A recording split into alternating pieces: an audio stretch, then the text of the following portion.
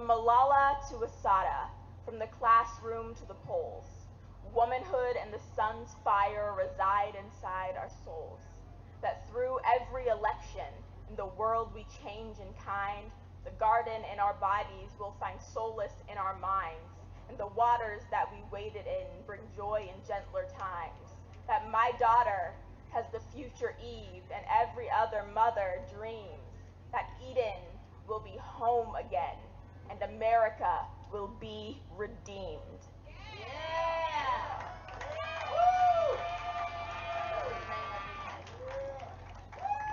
Woo, to have a name. All right. Alora has wanted to be a poet since she was the age of 2. And one day she hopes to be the world's greatest grandma and Supreme Court justice.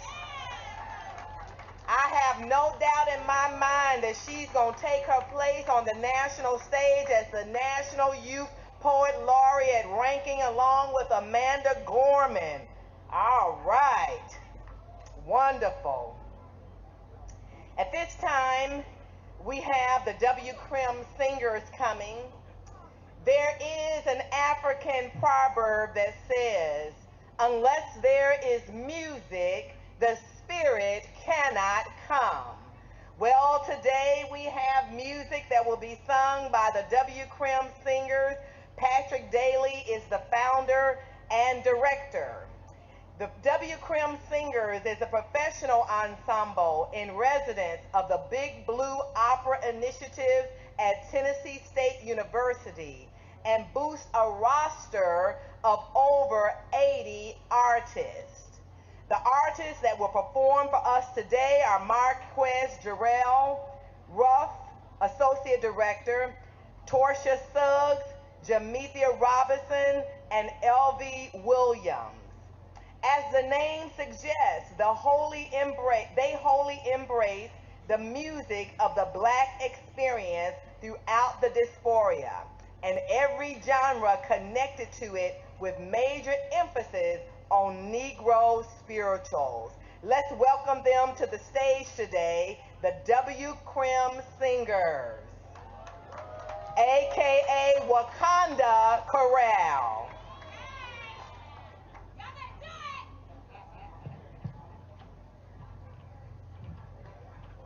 Good afternoon, Nashville. We are so grateful to be with you today. As we get started today, the first of the songs that we'll do is called a ring shout. Work songs and ring shouts predate the Negro spiritual. Work songs were often used to help keep a rhythm for those who were enslaved working under the oppressive heat. The ring shout was used as a celebratory measure for days such as Juneteenth, which we are celebrating today. This is called Jubilee, and it's an interactive song, so I know that we have some singers out there that can help us with this. You'll hear from me first, Jubilee, Jubilee, all right. And your response will be, oh my Lord, Jubilee in the morning, my Lord, Jubilee. So, as we do this, we need you to come in on that with us. And if you want to move a little bit, part of the ring shout was moving around in a circle, sweeping things out of the way. These wires are going to prevent us from doing that, but you can do it for us. Here we go. Jubilee, Jubilee, oh my Lord. Jubilee, Jubilee, my Lord, Jubilee. Jubilee, Jubilee, oh my Lord. Jubilee, Jubilee, my Lord, Jubilee. Jubilee in the morning, oh my Lord. Jubilee in the noonday, my Lord, Jubilee. Jubilee in the evening, oh my Lord. Jubilee, Jubilee, my Lord, Jubilee. Call me saint on Sunday, oh my Lord. Call me sinner on Monday, my Lord, Jubilee. Jubilee on a Tuesday, oh my Lord. Jubilee on a Wednesday, my Lord, Jubilee. Jubilee on a Thursday, oh my Lord. Jubilee on a Friday, my Lord, Lord, Jubilee. Jubilee on a Saturday. Oh, my Lord. Jubilee on a Sunday. Put your hands together. My Lord, Jubilee. Jubilee, Jubilee. Oh, my Lord. Jubilee, Jubilee.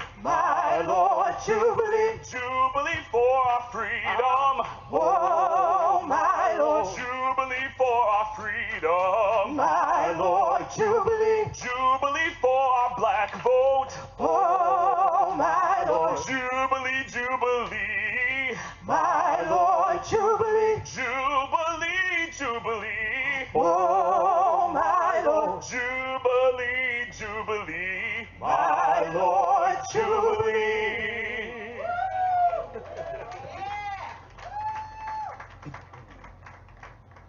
This next one that we'll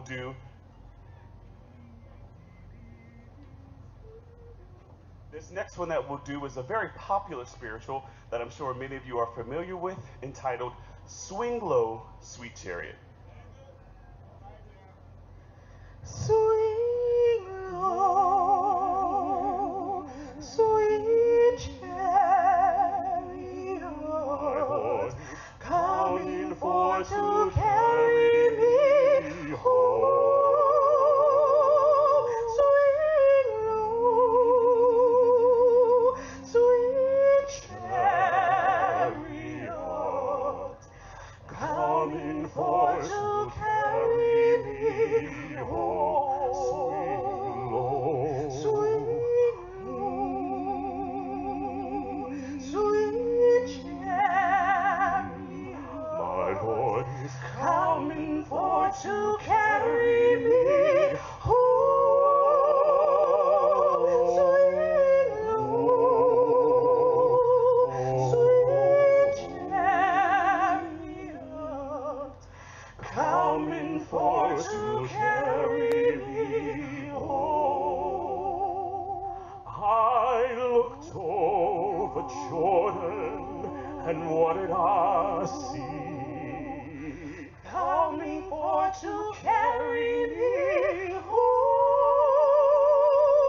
A band of angels coming after me, Coming for to carry me home. if you get there before I do, Coming for to carry me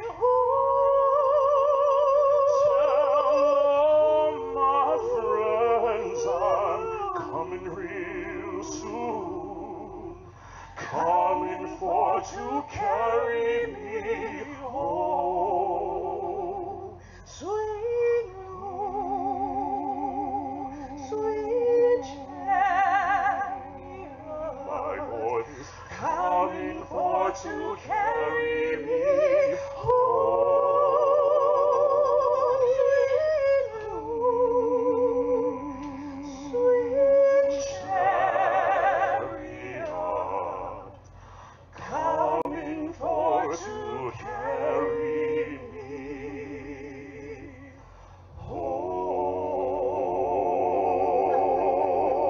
home. Thank you so much, Nashville. Thank you. Thank you.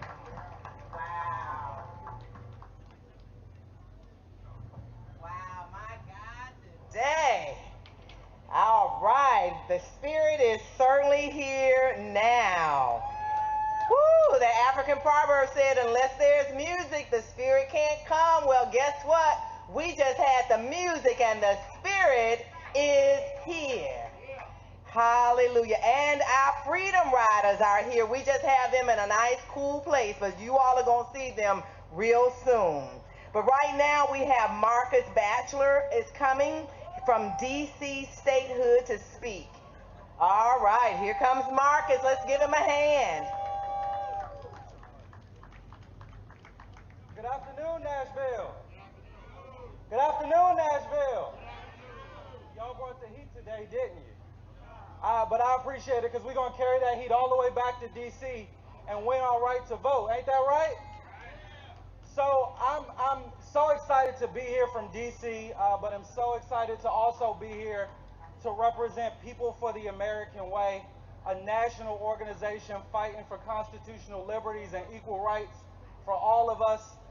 And I'm so excited that we're going to be able over the next week to activate so many members of our network, 1,300 young elected leaders, 50% of which are people of color, so many of which serve right here in Tennessee, 3,000 ministers across the country, and thousands of activists and fighters like you who are going to bring this home for us. And I'm so excited to be here on Freedom Day weekend when we get to celebrate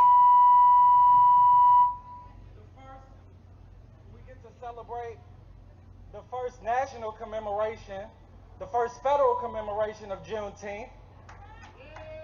Let's clap for that. And also to be in a space with such powerful luminaries of the civil rights movement whose shoulders we stand on. But we're also here today to let folks know that we still got more work to do. That folks got on a bus 60 years ago, that wasn't the finishing of a race, that was the passing of a baton. Right. That a new generation has to take on the fights and win more freedom and more opportunity and more justice for all of us. And just like when Dr. King said he was going to DC in '63 to get his check, so are we. We're going to go tell the United States Senate that they must right now pass the For the People Act. They must right now pass the John Lewis Voting Rights Advancement Act. And as a native Washingtonian and the son of a 94-year-old grandmother who is a resident of D.C., who still, after all this struggle, has no vote in the United States Congress and no vote in the United States Senate, we need to pass D.C. statehood right here and right now, too. So this is what we need you to do, Tennessee. We need you to call your senators. Then we need you to call your friends in other states and tell them to call their senators and tell them that we have to pass this legislation right now. All the critical decisions about the next election are happening right now. Redistricting, how we vote, how you register to vote, how you present identification to vote. All of those decisions are being made right now. And if we don't set national standards to protect ourselves and to defend the black vote, we are going to lose seats from the federal government to the state house. And if you think it's just going to be our voting rights under attack this year, wait until next year if they get majorities. They're going to be attacking our right to choose. They're going to be attacking our right to love who we want to love. They're going to be attacking our right to travel where we want to. They're going to be attacking our cousins and our sisters and our aunties' rights to live in freedom and in harmony and in justice. And so we got work to do, Tennessee. And are you with me? Tennessee, are you with me? Yeah. Nashville, are you with us? Yeah. All right, we're going to carry this fire back to D.C. and let's go win. God bless. All right, let's go win. You ready to win?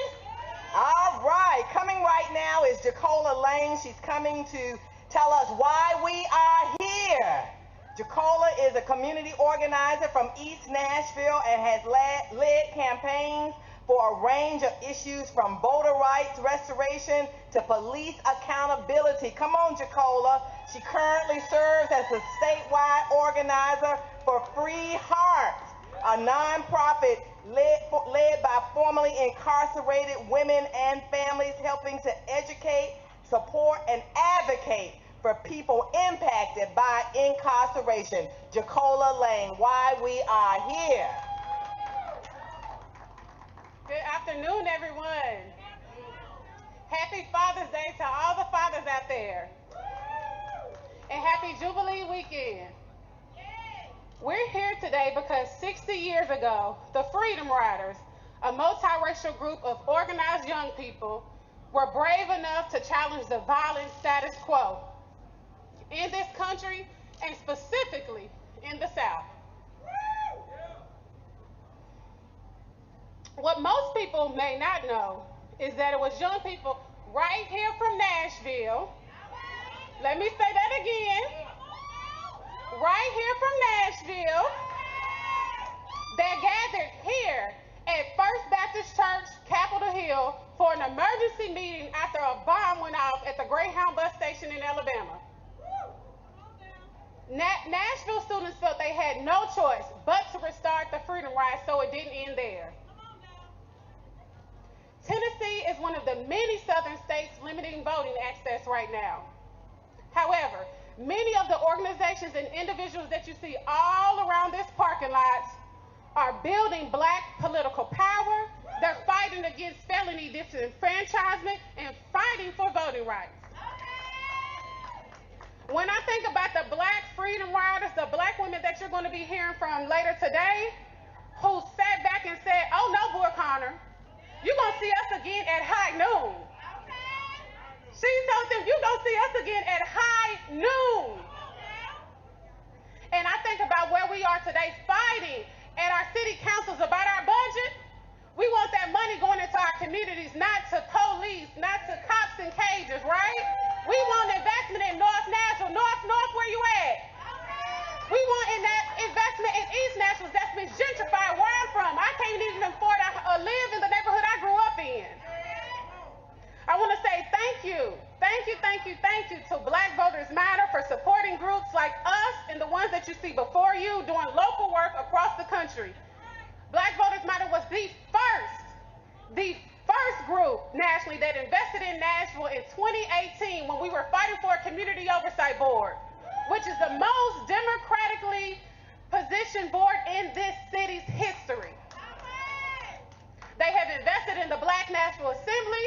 Shout out to the Black Nashville Assembly, educating our people about our city's budget. And we want Black Nashville to continue to push forward just like those Nashville youth activists did in the 60s. Shout out to Marilyn Brown, who invited me to speak today, our movement mamas here in Nashville who love and support each other. This is why we are here.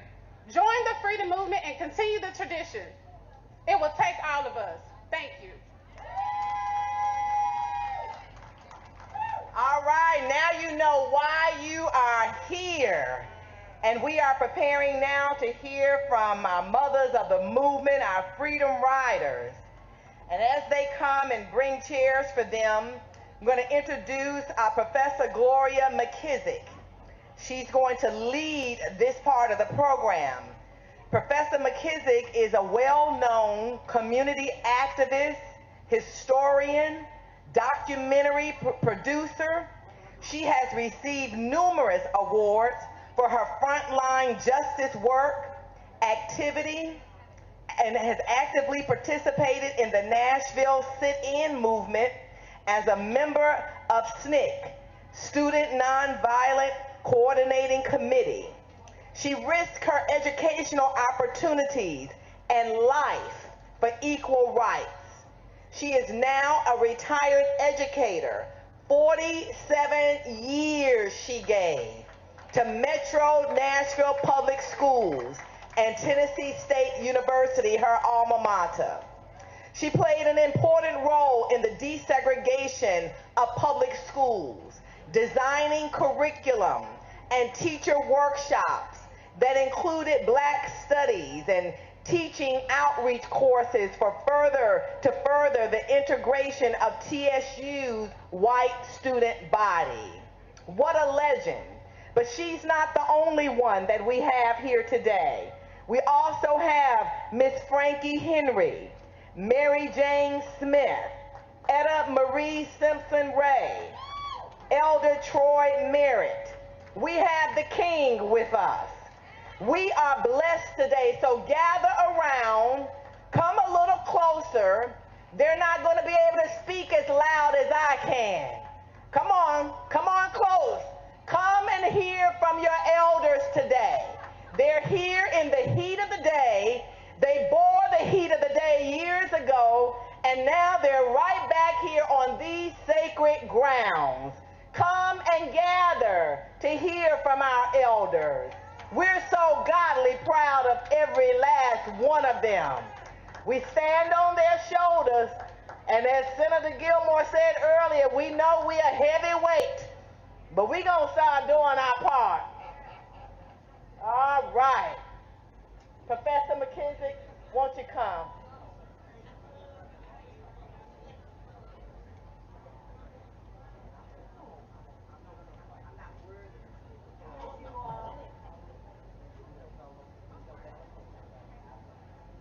Hello, hello, hello. It's so good to be here today, and I want to thank the committee, those involved with helping me to bring these icons of the civil rights era here today.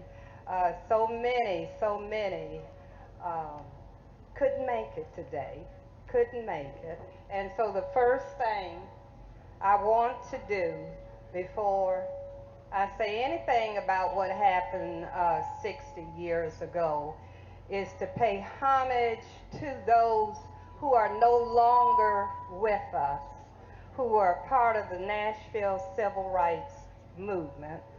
And so we will be pouring, where's the bowl? The dish. What, you don't have it?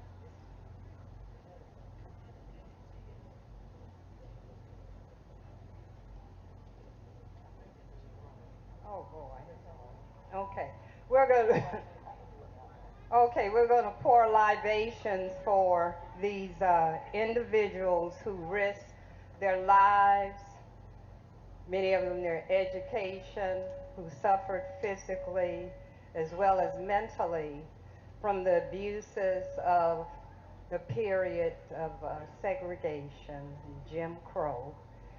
I'll start with, you ready? I'll start with William. Can we have a moment of silence while I read these names? William Barbie, ABC. Mayor Marion Barry. James Bevel. Frankie Bakley. Paul Brooks. Charles Butler. Moses Dillard.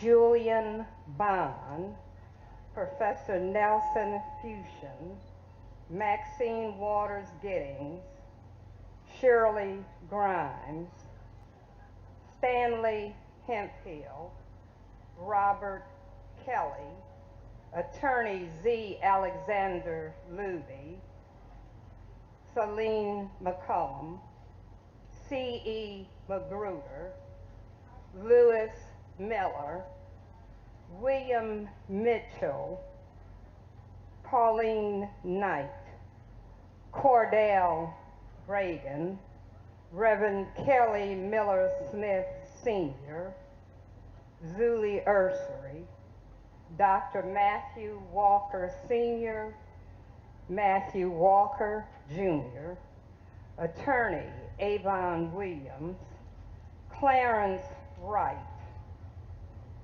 Jim Allen Ruth, recently passed, and he was the Trailway bus driver, William Harbour, Senator John Lewis, Alan Kaysen, C.T. Vivian, and last but not least, very recently, Kwame Leo Lillard.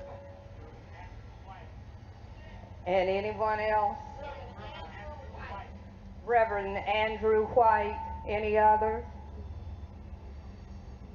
Okay. God bless them. May they rest in peace. Ashe, Ashe, Ashe. I stand before you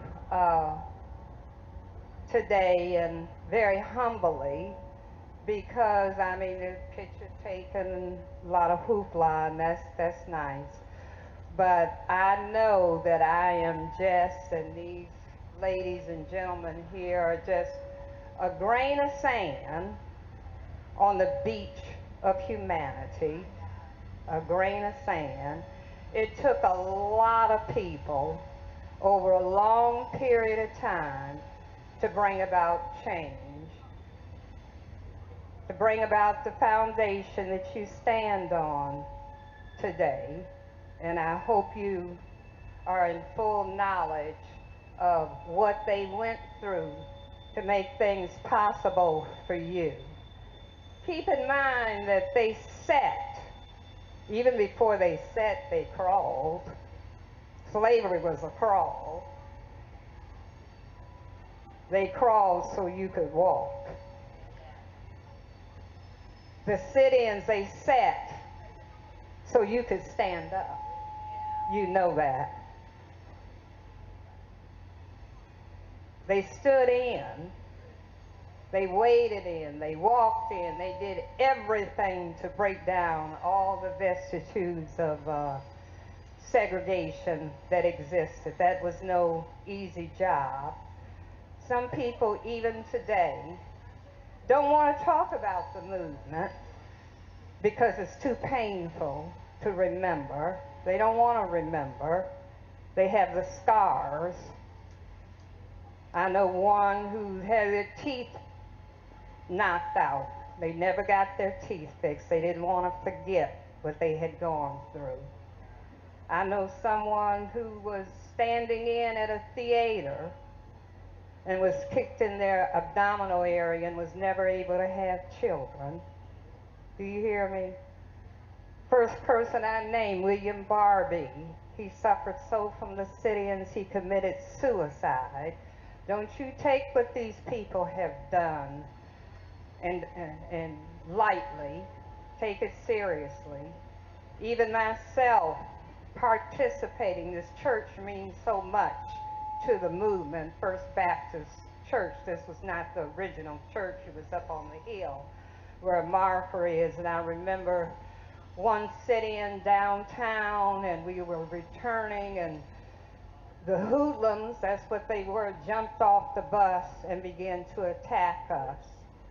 They had a brick pile over there. I don't remember what they were doing with those bricks, but I know what they did with them. They began to throw them at us. Bricks. I got hit in my spine with a brick. And to this day, I have sharp pains in my back from that brick. I'm glad it didn't. Should have hit my hard head, but it got me in the back. You know, I can kind of joke about it then, but it wasn't funny. It wasn't funny.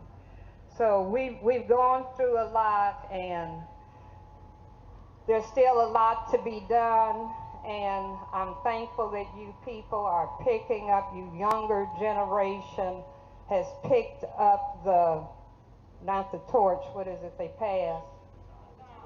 The baton, have picked up the baton, and you're going to carry through the legacy of the civil rights movement. That's a wonderful thing. But it's important, it's so important, and it bothers me every day. It bothered me today, even hearing some people conveying misinformation because somebody told you something and they told you wrong, or you read something, or even maybe saw a movie. Some of these films that are out have misinformation in them, and it's important that we tell the truth. You know, I believe in that as a historian. You tell it like it is, the way it happened. You don't make up stuff. You do your homework so you know what you're talking about. A lot of people are calling us freedom riders. I'll give you an example. All of us were not freedom riders, but all of us sat in. You understand? We all sat in. Everyone wasn't a freedom rider. Each one of these people, I'm not going to monopolize the stage today, is going to tell you a little bit about their experience. But some always, let me say this about the freedom riders. When they got on those buses, I heard somebody say, oh, they integrated the bus system, you know, where we could ride and sit anywhere we wanted on the bus. I think that was Rosa. I think that was Rosa. That's not what they were doing. They were testing the ICC decision to integrate the facilities at interstate travel. So when you stopped at a Trailway or you stopped at a Greyhound, you could go in that building and use that restroom. No designated restroom for colored and white. And you could sit down at the post house or restaurant and order food that would be served to you. That's what they were testing to see that that was carried out. And they would ride those buses through the South. They could took bicycles, okay? But they rode the buses. So let's get the story straight. So they were sitting in those interstate bus stations. All of us are sit-in people. Some went on the Freedom Rides. There are not too many of them left today. We're dying off or sick. A couple of them who were supposed to come today. Where's my water? A couple of them who were supposed to come today had to cancel because they're not well. I almost didn't make it myself this morning. I didn't have a voice. Thank you. Still don't have a voice. So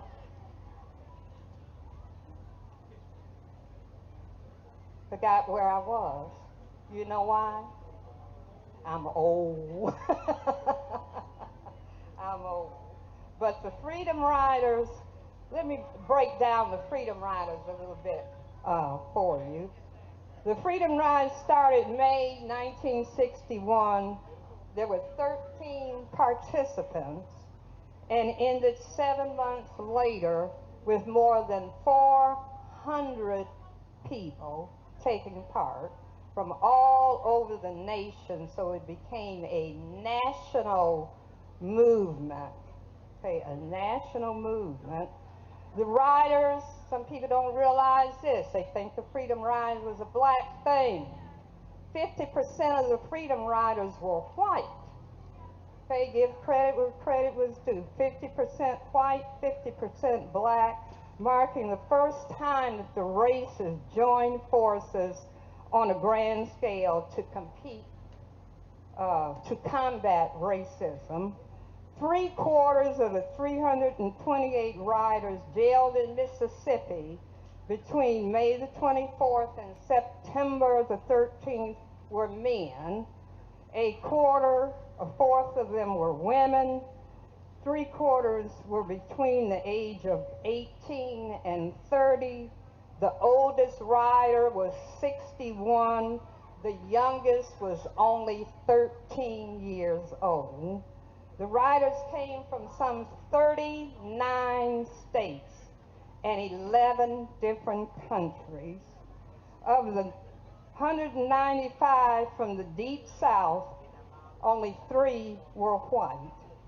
There were more than 60 Freedom Riders that used New Orleans, this city of Nashville, and Montgomery as staging cities for what would become a national movement involving a great diversity of people, the Freedom Riders. Of course, they started in CORE, the Congress of Racial Equality, and left out of Washington, D.C. Probably most of you know the story, and I'm going to let some of them share what happened.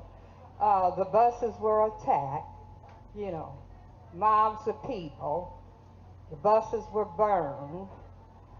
Some years ago, I went with some Freedom Riders to Montgomery for the dedication of the museum there. There was a bus station. They made it into a museum. I want to tell you this story because people don't know. The governor of Alabama, Peterson, told, the word was out that he was going to apologize to the Freedom Riders. Apologize for what? Because he didn't call out the troops. He didn't call out law enforcement the way a decent human being would have. And because he didn't, that's why those buses were attacked. And those people were nearly killed. And all those years later, 50 years later, he said he's going to apologize. Well, they had an outdoor program, food, entertainment, and then we went into the Justice Center.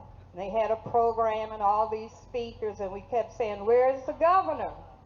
Where's the governor? Isn't he going? He's supposed to apologize." Congressman John Lewis was with us, by the way. John Lewis. You know, the program ended. Some deputies came over and told us to go back in the justices' chambers. That's where the governor was. What does that tell you? He did not want to publicly apologize. That wasn't sincere. We went back there anyway, and they tried to clear everyone out of there but the Freedom Riders. Well, that's one time I faked being a Freedom Rider. I was in the sit-ins, but I had the camera. Oh, okay. And the governor really never apologized. The only one that really accepted the governor's apology was John Lewis, and that's typical of John Lewis. He was so forgiving. That's a good thing. You got to forgive. If I had more time, I'd give you the steps to conflict resolution, because you have to get to the point of the beloved community. You've got to get to the point where people apologize and forgive and move on. I'm going to let the Freedom Riders come up now and share with you just maybe about a minute or so what they would like you to know. Because I could stand up here and talk until tomorrow, you know. So first of all, we'll have, do I have it in order? All right, you want to come up? They'll come up and introduce themselves and share with you. This is history you're listening to. This is not secondhand. This is not something from a book. This is from the real McCoy. Oh, it's very hot out there. So I'm going to be short. My name is Frankie Henry. I grew up in Nashville, South Nashville, graduated from Cameron High School 1958. I attended Tennessee State University. I'm a Delta Sigma Theta. And I was a freshman. I was 19 years of age. I was a health and physical education major. I wanted to be a pepper rat.